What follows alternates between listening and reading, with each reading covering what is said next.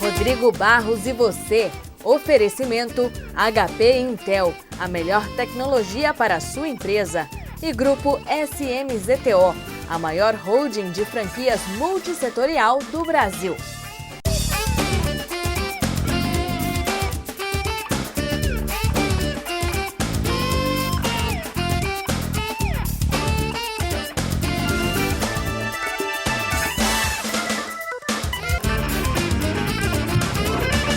Maestro, amante de futebol, documentarista, compositor de jingles, autor teatral e de livros, professor universitário, além de outras atuações. Todas essas facetas fazem parte, sim, de apenas uma pessoa. Nosso entrevistado desta noite, professor da ESPM, vem também do mundo do futebol, torcedor do 15 de Jaú. Kleber Mazieiro. Kleber, prazer te receber. Professor Kleber, prazer te receber. Prazer é meu, Rodrigo. Aliás, torcedor do 15 de Jaú. Não, isso é uma coisa exclusiva sua. É o primeiro entrevistado. Acho que a gente já fez mais de 300 entrevistas. Eu nunca entrevistei ninguém que torce para o 15 de Jaú. Rodrigo, se você for a Jaú fazer uma entrevista, dificilmente você vai encontrar um torcedor do 15 de Jaú. Fique tranquilo. Mas você jogou no 15 de Jaú? Cheguei a jogar no juvenil do 15, tentei ser profissional. E, infelizmente, minha carreira não decolou nos anos 80, né? Saiu de Jaú. Não saí de Jaú. Aí eu me tornei Eu já era um torcedor do time, naturalmente. Claro. Acabei me tornando um histórico do time. Agora, você é um estudioso da música, professor. Sim. Em que momento que você definiu que a música faria parte da sua vida e que seria a sua vida? Muito nesse momento de decidir pelo futebol, pela minha carreira profissional, na verdade. Eu estudei música desde os 6 anos de idade, sim, muito novinho. Minha mãe, que era obcecada por essa questão de educação dos filhos, me pôs num esporte. A escola oficial regular, um esporte e uma arte. E uma arte. O meu esporte foi o futebol, primeiro foi natação, mas depois o futebol e aí a música. Lá pelos 15, 16 anos de idade eu já era quase formado em piano clássico, sim, concertista, e jogava futebol bem, pelo menos bem para os meus amigos ali. Né? E aí eu tive de fazer essa escolha. Como eu tentei ser jogador de futebol, fiz testes aqui no Palmeiras, depois acho que no Bragantino também. Não, mas no Palmeiras ainda bem que não... Sobretudo pelo time que está aí hoje, aí foi muito bom mesmo. Né? Foi bom mesmo. Foi bom. E aí eu achei que tivesse naquela altura só 2 talentos, e de fato era o que eu tinha mesmo. Claro. Que era o talento para o futebol, que era diminuto de somenos pujança, e o talento para a música.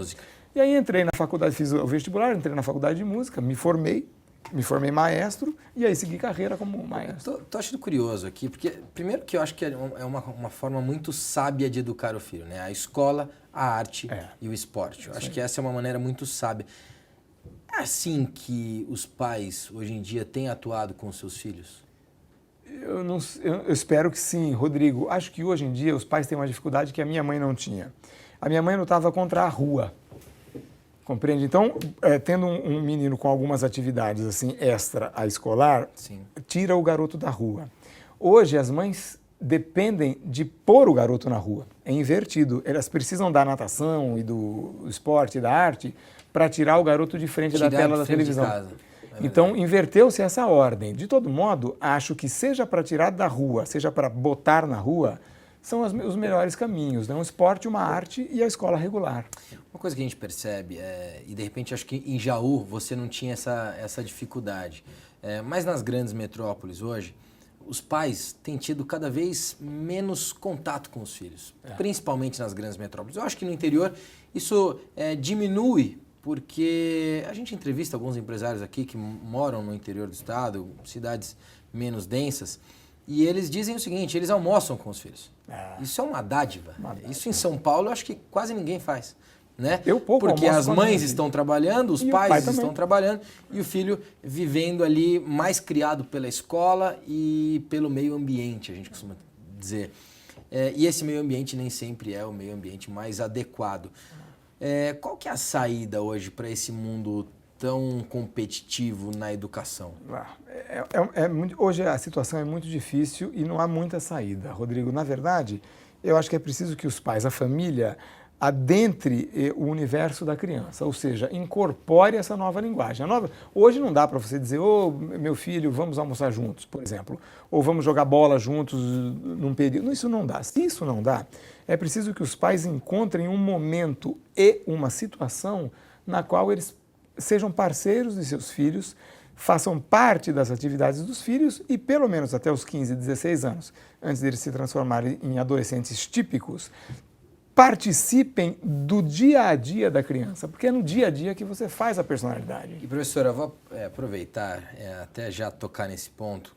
Os alunos que hoje chegam na ESPM, os seus alunos, os alunos da ESPM de modo geral, chegam com alguma reclamação em relação a essa nova modalidade, a esse novo formato da educação? Eles já chegam acostumados, Rodrigo. A verdade é que Aliás, eles não vivenciaram eles não de forma viveram diferente. eles não conheceram outra realidade, como a gente conheceu, não é? Claro. Então eles já chegam acostumados com isso. Eles já têm esse hábito.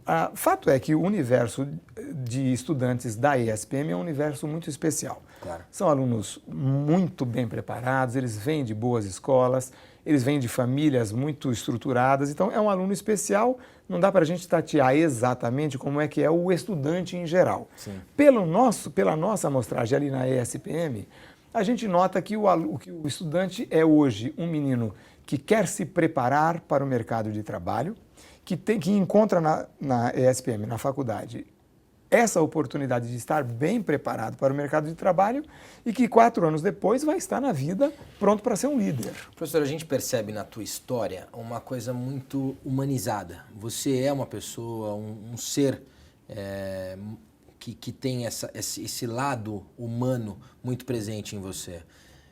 Como é que você vê isso hoje nos teus alunos? Mais ou menos humanizados? Menos um pouco do que eu. Hoje eles são mais virtualizados, não é? Então, se um estudante hoje, se um garoto hoje entre 17 e 21 anos, que é o que a gente tem lá, que é a nossa faixa etária, se ele precisar dar um telefonema, é um sofrimento para ele. Ele manda logo um negócio, qualquer de rede social aí, um Facebook. Está resolvido. Está resolvido. Ele se comunica.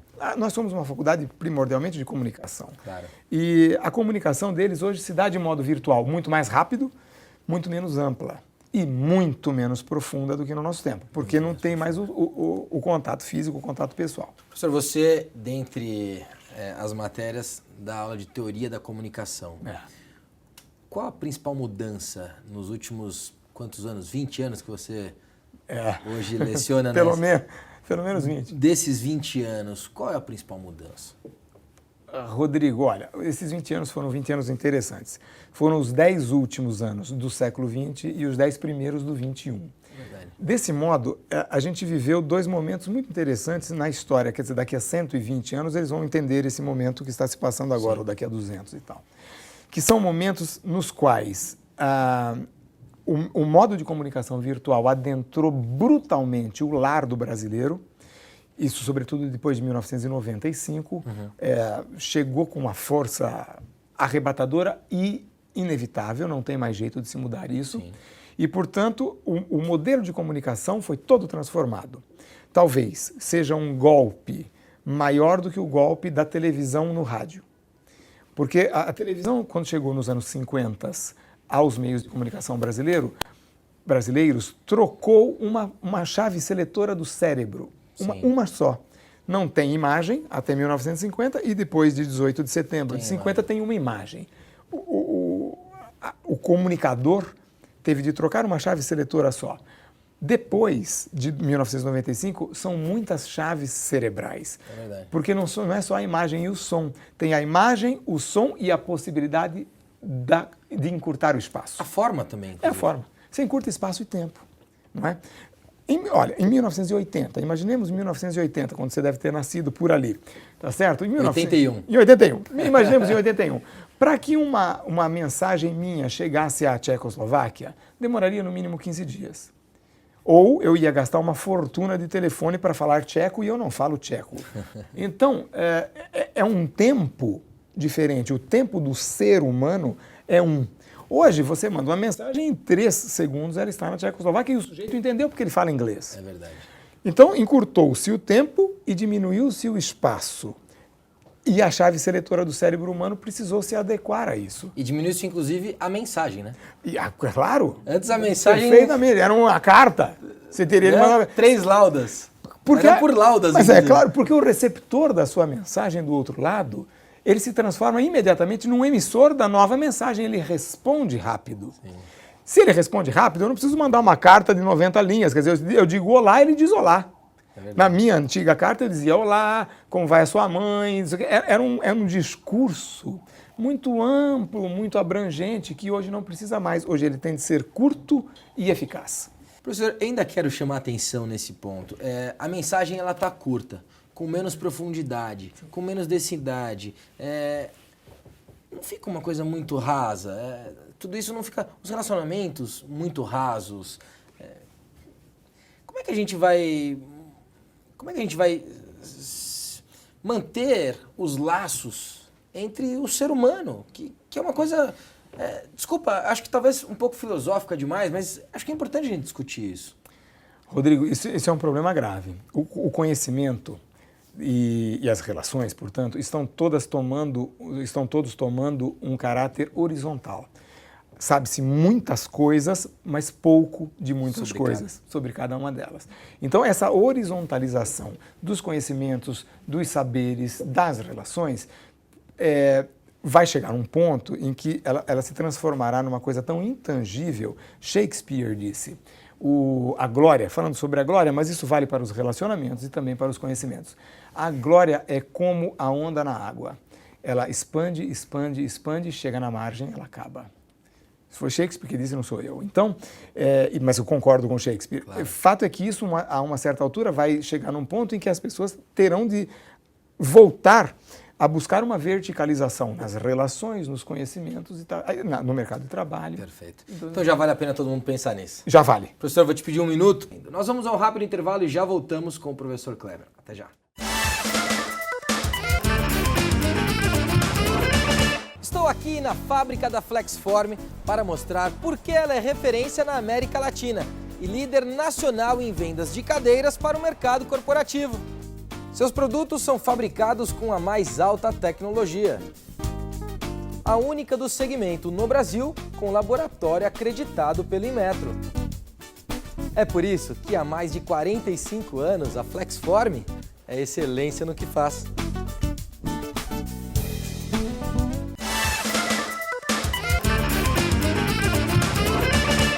Voltamos na entrevista com o professor Kleber Mazzero. Professor, a gente saiu do primeiro bloco falando sobre a questão de ser raso, né? E aí eu quero voltar um pouco na tua história, para a gente aprofundar um pouco mais nisso. A gente falou da questão da música, que eu acho que isso foi importante para você. E aí tem teatro e cinema, que tem tudo a ver com o que a gente falou de humanização, de ser um ser humano de verdade, assim, com a coisa humanizada, mais profunda dentro de você. Quando é que você descobriu que o teatro, o cinema também fariam parte e que a arte seria o teu foco?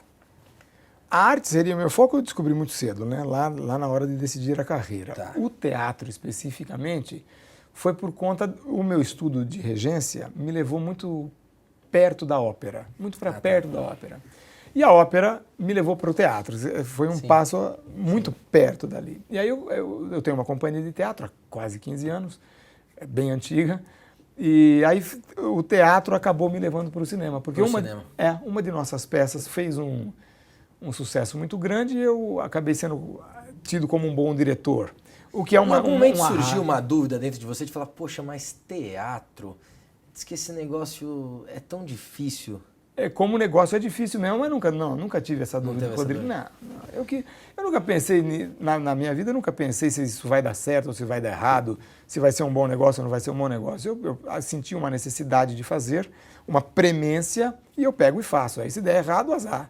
Eu perdi um pouco de dinheiro em teatro, mas em regra ganhei dinheiro. Em regra ganhou? Em regra ganhei dinheiro em teatro. Aliás, tem uma mensagem importante que você está deixando aqui, né? Se você fizer aquilo com amor, com carinho, fizer bem feito, tiver talento... sem dúvida. Em regra dá certo. Em regra dá certo. Em regra dá dinheiro. E se der errado, você fez a sua parte, você fez a sua obrigação. Pode dar errado, tudo pode dar errado na vida. Vamos para o cinema aqui. Vamos. A gente está chegando nas Olimpíadas de Londres, agora, já no meio do ano. E você, há um ano, esteve lá e desenvolveu um filme chamado London, que é o filme que mostra o que aconteceu e como é que estava a cidade antes de Olimpíadas. Como é que surgiu essa ideia do London? Olha, eu estaria em Londres. Eu tive de ir a Londres por motivos pessoais e eu tive de estar lá. E aí o meu chefe lá na ESPM, que é um sujeito especial, a palavra é especial, chamado Ismael Rocha Júnior, que é um cara maravilhoso. Aliás, ele é bem especial mesmo, porque você não é o primeiro que fala do Ismael. Não, esse cara é tudo o que você não espera de um chefe. O que você espera de um chefe? Que você chegue na sala dele e diga assim, eu vou estar em Londres, quer fazer um filme? E ele fale, não, seu demente. Não, eu chego lá e digo assim, eu vou estar em Londres, quer fazer um filme? Ele diz sim, mas não só em Londres um ano antes. Eu quero fazer também Londres um ano depois, Rio um ano antes e Rio um ano depois.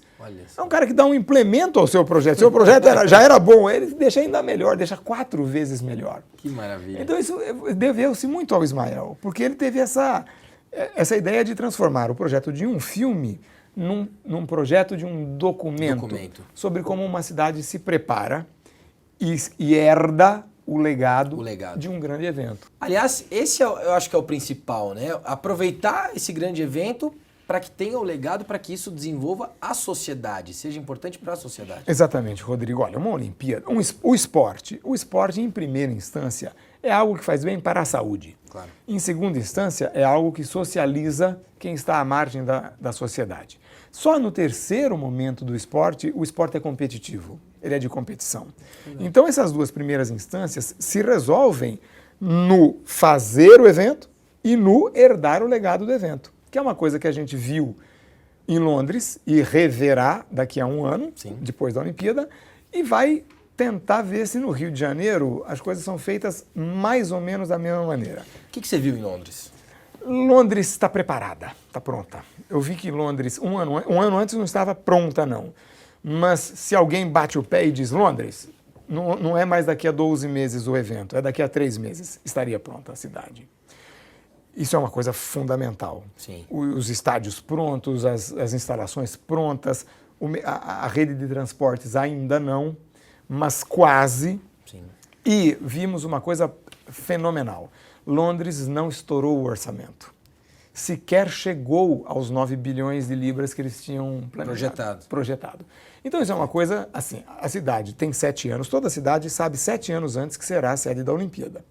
Londres, em 6 anos, deixou a cidade pronta e sem gastar um centavo a mais. Perfeito. Isso é bom demais. Espero que o Rio, espera-se, não sou eu só não, espera-se que o Rio tenha um comportamento semelhante a esse, né, Rodrigo? Sim. A gente duvida, abre o coração. Vamos assistir um pouquinho de London para a gente entender isso? Agora, enquanto a gente assiste aqui, professor, qual será ou quais serão os principais legados de Londres? Eu acho que tem 2 coisas fundamentais que Londres herdará depois da Olimpíada. Uma delas é a urbanização que eles fizeram num bairro afastado da cidade. Londres tomou uma iniciativa brilhante, os arquitetos e os organizadores, que foi levar todos os prédios, os edifícios que se construiriam, tanto para a Vila Olímpica como para a disputa dos esportes, para uma zona menos favorecida da cidade, a zona leste, que é Stratford. Muito parecida com a nossa zona leste aqui. Foi a estratégia do Itaquerão. Foi a estratégia do Itaquerão, só que urbanizou toda a cidade porque você precisa fazer a Vila Olímpica, que são 22.500 habitações. Então, essa foi uma coisa brilhante e esse legado vai ficar lá porque eles vão vender, segundo consta, eles vão vender a preços abaixo do mercado para a população local essas habitações. Boa estratégia. Essa é uma estratégia muito boa, né, Rodrigo, que é um legado que vai ficar sem dúvida nenhuma. E outro legado é a construção de uma geração de esportistas, que eles vêm trabalhando ao longo desses últimos, mais recentes 7 anos, e que gerará meia dúzia, ou 12, ou 15 grandes esportistas de ponta, mas seguramente uma geração de jovens que vão estar distantes da marginalidade e com mais saúde. Professor, eu acho que isso é fundamental. Esse é um ponto que eu deixaria aqui uma mensagem junto com você, e evidentemente, que é aproveitar o esporte, não para formar atletas, mas aproveitar o esporte para formar cidadãos. Eu acho que isso é muito maior do que os atletas, do que a competição em si. Isso é muito maior. Qual seria o caminho para o Brasil? O caminho para o Brasil é fazer investimento no esporte de base. A escola pública ter uma aula de educação física menos joga a bola e deixa a meninada jogar. Quer dizer, é fazer um trabalho de levar o esporte público, com investimentos públicos, não privados, levar o esporte à população geral, não só à população de baixa renda, à população brasileira. Dar acesso ao esporte. E a esportes que não sejam só o nosso futebol. E levar, inclusive, a percepção de que o esporte pode ajudá-lo no futuro. Essa percepção é quase instantânea, Rodrigo. Não é? O garoto vê a bola, vê o bastão, ele já fica maluco com aquele negócio. Aquilo já é um fator de inclusão social. Sim. É preciso uma política séria para isso. O problema é que o dinheiro, que já não é muito, sai de uma instância muito distante da instância na qual ela chegará. E nesse trajeto... Ele se perde no meio do caminho. Ele se perde. Ele vai diluindo e quando chega lá, não é só o dinheiro que se perde também, é a infraestrutura que não se faz e é o profissional que chega lá todo... Já chega num profissional que está passando por um problema tão grande que de viver sem dinheiro. Você falou que isso tem que ser feito pelo poder público. Acho que sim. Não acho que caberia também às empresas... isso poderia ser feito, inclusive, de forma regionalizada.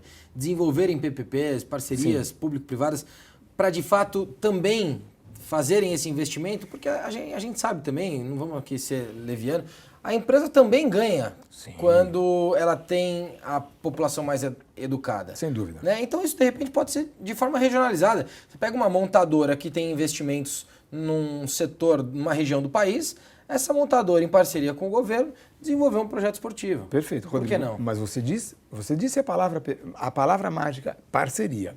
Sim. Quem intermedia e a intermedia é o mesmo verbo, hein? Você que nos assiste. Quem intermedia essa relação entre a empresa e o cidadão é o poder público. Claro. Você não pode querer, a gente não pode sonhar que o empresário que tem muito o que fazer vá se preocupar com a construção de uma nova sociedade. O empresário tem de se preocupar em servir a sociedade. Claro. Quem constrói a sociedade é o poder público. E aí eu tenho notado, ao longo dos últimos 40 e tantos anos que percebo a sociedade brasileira, que falta essa intermediação que o poder público poderia e deveria fazer. Professor, tem um outro filme que fala sobre o futebol, que aliás o nome é Futebol, e que foi produzido a quatro mãos junto com o nosso eterno Sócrates. Grande brasileiro, grande alma, grande exemplo enquanto cidadão, um homem ético, um homem de caráter, e que conta nesse filme justamente as facetas do futebol. É isso. Como é que surgiu essa ideia também? Essa ideia veio do teatro. O Sócrates era meu amigo há muitos e muitos anos e eu tinha escrito 2 livros sobre jogadores de futebol, sobre o grande Afonsinho, talvez o jogador mais importante da história brasileira depois do Pelé, e sobre o Ademir da Guia, um grande atleta do Palmeiras. Tinha escrito esses 2 livros e no livro sobre o Afonsinho, o Sócrates tinha escrito o pós-fácil. No livro sobre o Ademir da Guia, ele tinha escrito o pré-fácil. Olha só. Aí eu digo, Sócrates, vamos escrever o fácil, né, velho? Vamos trabalhar uma coisa. Aí eu escrevi uma peça de teatro e chamei o Sócrates para fazer a letra das músicas, porque a peça era um musical. Sim. E aí a peça foi um grande sucesso aqui em São Paulo, ficamos em cartaz durante muito tempo, já nem me lembro quanto, e aí apareceu um investimento de uma empresa que patrocinou o filme. E aí nós transformamos a peça no filme O Futebol. Qual que é a história que você conta lá? A história é de um grande jogador de futebol, o maior jogador do Brasil naquela altura, que está na semana do jogo decisivo do campeonato e que vai, na segunda-feira, dar uma entrevista a um programa, muito parecido com o nosso aqui, com o seu programa, o seu brilhante programa. E aí a pessoa espera de um jogador de futebol as respostas de sempre, que o professor vai fazer isso, que eles vão se dedicar ao máximo, não sei o que o jogador de futebol, em regra, fala, infelizmente, né? Mas ainda assim é melhor do que ser mudo. E aí o jogador está angustiado, porque ele não é um jogador comum, é um jogador que percebe as mazelas todas que cercam o futebol. E ele está angustiado porque ele está às vésperas de fazer um super contrato para o exterior, porque ele é o melhor jogador do Brasil, e ele está querendo revelar, ele está precisando desabafar. Ele está precisando dizer todas as mazelas. E o programa começa e há expectativa. Ele vai dizer ou ele não vai dizer? Ele vai dizer ou ele não vai dizer? E Assim que a entrevistadora faz uma pergunta diferente das habituais, porque também fazem-se as mesmas perguntas para o jogador de futebol, para as mesmas respostas, ela faz uma pergunta diferente. Ela pergunta para o cara, fulano de Doca, que chama a personagem Doca, o que existe dentro do futebol que aqui fora a gente não vê. Quando ela faz essa pergunta, dispara nele a ânsia e a inevitabilidade da revelação. Ele vai contar. E quando ele diz o futebol, olhando para a câmera, dá um apagão na cidade. E caem todas as luzes, a gente fica iluminado por 11 velas, que são as velas das personagens. E no escuro, ele revela uma a uma cada uma das mazelas que cercam o futebol. E aí professor, quais são as mazelas que cercam a educação do nosso país? Ah, são muitas. São muitas. A educação pública do Brasil padece. Quer que derruba a luz aqui ou não? Não. Deixe as luzes acesas. Eu quero dizer isso com a luz acesa, porque isso é importante que fique registrado. Rodrigo, a sua pergunta é brilhante. Obrigado. Você aproveitou o momento perfeitamente. E o fato é que a educação pública no Brasil não chega a quem merece ser educado, a quem precisa ser educado. E não chega por vários motivos, até mesmo por falta de dinheiro, porque o professor da rede pública ganha muito mal, é muito mal equipado, muito mal aparelhado e a escola é uma desgraça. E também por um problema populacional. A população de baixa renda que frequenta a escola pública não quer saber de escola. Eles têm aquilo ali como um lugar a ser evitado ou a ser usado e explorado para pequenas delinquências juvenis que são naturais à juventude, mas que deveriam ser coibidas até pela própria população. Se não coibidas, evitadas. Então esse é um problema grave do ensino público. O ensino privado tem um outro problema. Ele aparta o jovem de baixa renda. O sujeito que não consegue pagar aquelas fortunas que as faculdades cobram, não chegam a isso. Então isso é uma mazela do ensino privado no Brasil. Se nós temos um problema no ensino público e um problema no ensino privado, já era hora de o ministro da Educação ser um educador e não um economista. Já era hora. Porque economista não pode entender exatamente de educação. É preciso que seja um educador que saiba todo o problema que varre a estrutura gigantesca que vai do ministro da Educação até o garoto de 6, 7 anos que entra na escola pública e aos 10 já saiu. Não adianta segurá-lo lá, porque vai passando o garoto, não adianta nada disso. Ele já saiu da escola porque a escola não o atrai. A escola brasileira tem de ser mais atraente, não só o ensino brasileiro. A escola brasileira tem de ser um lugar melhor para se estar. Um lugar onde a mãe goste de levar a criança, não um lugar para onde a mãe precise levar a criança para poder trabalhar fora. Então são mazelas demais. Eu sei que o nosso programa tem horário, mas são mazelas arrumáveis, corrigíveis. Precisa vontade política, precisa vontade econômica e precisa de alguém preparado no lugar certo. Professor, infelizmente a gente está caminhando para o final. Eu vou pedir um rápido bate-bola aqui com você. Vai lá. E eu vou começar pelo ministro da Educação sugerido por você. Não gosto. Não é um economista que já se mostrou mediano como economista, como educador e ministro da Educação, é uma desgraça. E o ministro da Educação ideal? É um educador que saiba... Nome tem? Eu tenho um nome, Alexandre Gracioso. Esse é o cara que seria o melhor ministro da Educação brasileiro. Um ídolo? Pelé. Saúde? A saúde brasileira vai mal. A minha vai muito bem, mas a saúde brasileira vai mal. É preciso um comportamento muito parecido com o da educação para arrumar essa coisa. Família? A minha família é a melhor família do mundo. O jovem? O jovem está indo bem, precisa melhorar um pouquinho, mas está indo bem. Falta ao jovem profundidade. Profundidade. Um livro? Memórias Póstumas de Brás Cubas. Um filme? O Sacrifício, Andrei Tarkovsky. A maior decisão da sua vida? Foram muitas. Rapaz, a maior decisão foi não ir. Em regra, não ir. Optar pelo ficar. É a maior decisão da minha vida. Se você hoje tivesse o poder da presidente Dilma, qual seria a sua primeira iniciativa?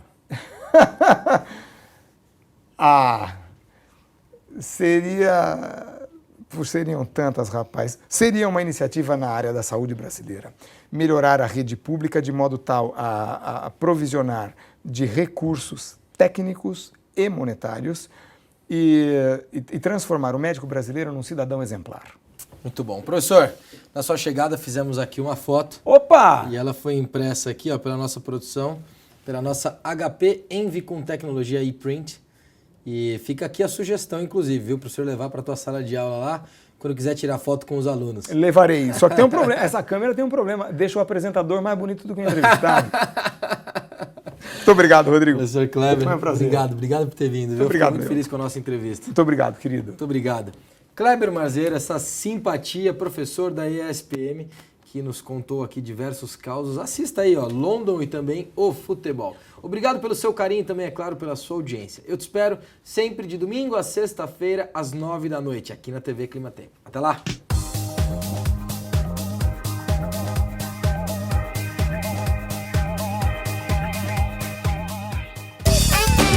Rodrigo Barros e você. Oferecimento HP Intel, a melhor tecnologia para a sua empresa.